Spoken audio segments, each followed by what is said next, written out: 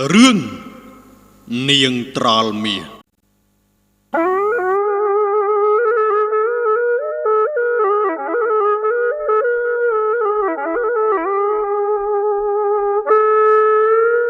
នាសម័យបុរាណនគរខ្មែរនិងនគរចិនមានព្រំប្រទល់ជាប់គ្នាចិនពូកែណាស់ខាងដំបានសូត្រព្រះរាជាខ្មែរនិងពួកនីមើនតែងតែទិញក្រណាត់សូត្រទាំងនោះរាល់ឆ្នាំពុំដែលខាននាងកែវសជានារីម្នាក់មានសម្រស់ស្អាតអស់លើស្រីទាំងពួងក្នុងភូមិហើយនាងពូកែខាងដេប៉ាក់និងដំបានតែក្រណាត់សូត្ររបស់នាងរលោងនិងក្រឡាល្អស្អាតណាស់ថ្ងៃមួយនាងបានចូលទៅក្នុងព្រៃដូចសពមួយដងដើម្បីយករុក្ខជាតិមកធ្វើជាល័ក្ខពេលនោះនាងបានរើសបានដុំថ្មមួយដុំមានពណ៌ក្រហមឆ្អិនឆ្អៅនាងបានយកទៅសួរម្ដាយពេលនោះម្ដាយបានប្រាប់ថាវាជាដុំមាសនាងអរណាស់មិនយកមាសនោះទៅលក់ទេនាងបានយកវាមកធ្វើជាត្រល់សម្រាប់ដំបានពេលដែលនាងត្បាញនាងតែងតែសែនព្រេននិងបែបន់សូមកុំឲ្យសូត្រដាច់និងជាប់បានល្អព្រមទាំងរលំផងដែរកម្លាំងនៃការបួងសួងបានលឺដល់ព្រះវិស្ណុកាដែលជាអាទិទេពនៃសិល្បៈ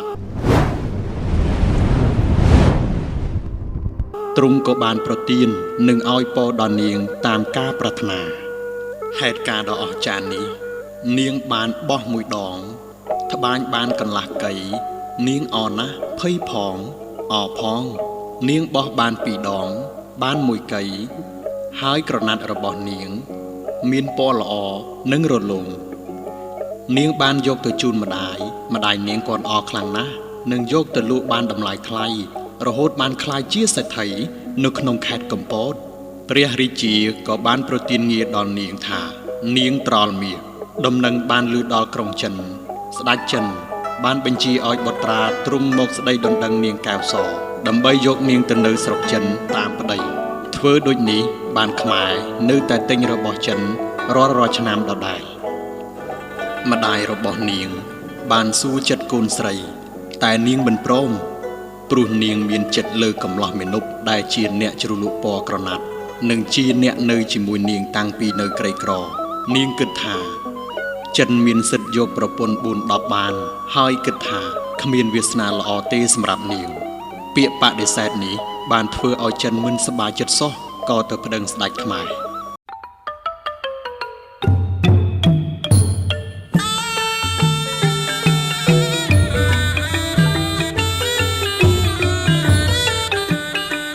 ទ្រង់បានមានបន្ទូលរឿងអនាគតរបស់នរណា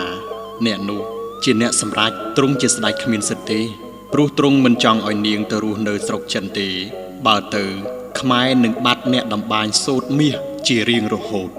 រាជបុត្រចិនអង្គនោះបានចុះមករកនាងដោយខ្លួនឯងឃើញនាងមានសម្បុរល្អស្អាតខុសពីនារីខ្មែរដទៃទៀតកាន់តែមានចិត្តស្រឡាញ់ទ្វេដងហើយទ្រង់ក៏មានបញ្ជាថាយកទាំងមនុស្សយកទាំងត្រល់ដោយដឹងពីល្បិចចិននាងក៏បានរៀបការជាមួយចៅមាណពដោយរាជប្រទានដោយព្រះរាជាខ្មែរកាន់តែធ្វើឲ្យចិនមានកំហឹងយ៉ាងខ្លាំងក៏បានប្រើចោលសមុទ្រ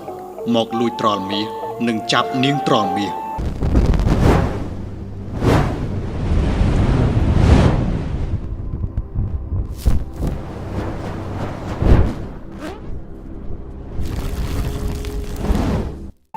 ភាពអសន្តិសុខនៅក្នុងគ្រួសាររបស់នាងក៏កើតមានជារឿយនាងក៏សុំម្ដាយទៅរស់នៅឆ្ងាយពីគេដើម្បីគេចចេញពីចោរទាំងនោះដោយរស់នៅធ្វើជាខ្ទមកណ្ដាលព្រៃពេលនាងត្បាញបាននាងឲ្យអ្នកបម្រើយកទៅឲ្យម្ដាយសម្រាប់ថ្វាយស្ដេចចោរចិនទាំងនោះតាមរកគ្រប់កន្លែងតែរកមិនឃើញជួនជាពេលមួយនោះមានល្ខោនចិនមកសម្ដែង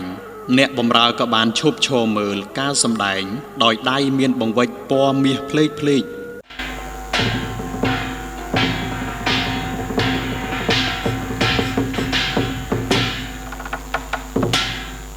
រំពេចនោះចិនដែលនិយាយខ្មែរមិនសូវច្បាស់នោះសួរថាបានទិញសម្ពត់ពីណាល្អយ៉ាងនេះ អ្នកបំរើភ្លេចខ្លួនក៏ថាជារបស់នាងកែវសចិននោះក៏បានសួរដោយរកកន្លែងនាងកែវសរស់នៅដោយឲ្យមាស100ដំឡឹងអ្នកបំរើក៏ឆ្លើយដឹងពីទីតាំងដែលនាងកែវសរស់នៅរាត្រីដ៏រន្ធត់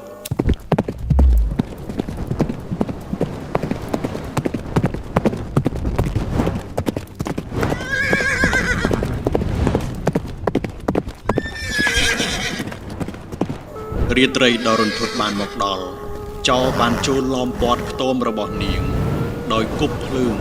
ឆេះអស់រោងសត្វចិញ្ចឹមរបស់នាងនិងរោងដំបាញដែលនាងកំពុងត្បាញធ្វើឲ្យរលាកដៃនិងដងខ្លួនរបស់នាងយ៉ាងដំណំនាងបានស្រែកហៅប្តីឲ្យជួយចៅមីនុបបានរត់ខាងនេះផងខាងនោះផងរត់យកប្រពន្ធពីក្នុងរោង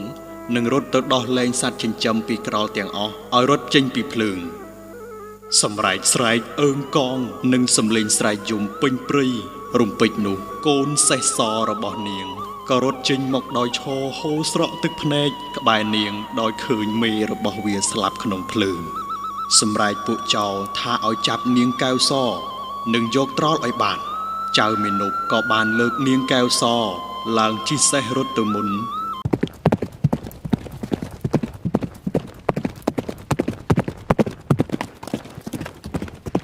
ចៅមីនុបក៏បានចុះទូកបង្វែងដានចោរទាំងនោះបានចុះទូកតាមមីនុបដោយស្មានថានាងកែវសទៅជាមួយការប្រយុទ្ធចាប់ផ្ដើមនៅកណ្ដាលសមុទ្រ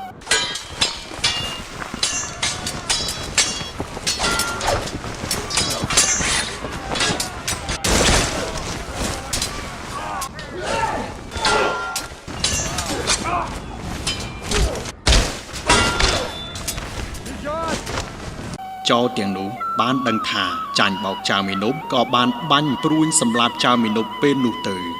លុះនៅពេលព្រឹកចោរក៏ទៅបាត់អស់នាងកែវសបានរត់ទៅមាត់សមុទ្រជាមួយនឹងកូនសេះសរកមើលចៅមីនុបតែរកមិនឃើញសោះ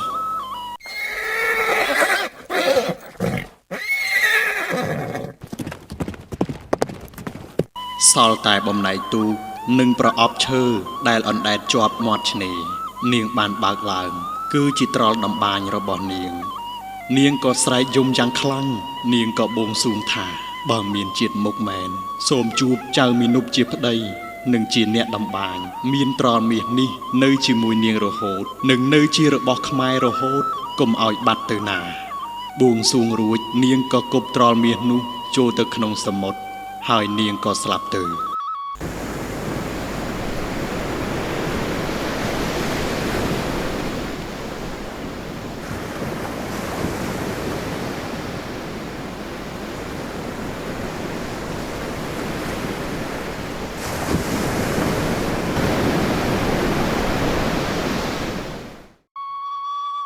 ដោយកម្លាំងបួងសួងត្រល់មាសនោះបានคล้ายជាកោះធំមួយរាងដូចកោះត្រល់រហូតមកដល់សពថ្ងៃដោយក្តីគោរពដល់នាងព្រះរាជាក្រោយទ្រង់ក៏បានសាងរូបនាងឡើងនិងកូនសេះសសម្រាប់រំលឹកនៅសេចក្តីស្មោះរបស់នាងចំពោះស្វាមីនិងមាតុប្រទេស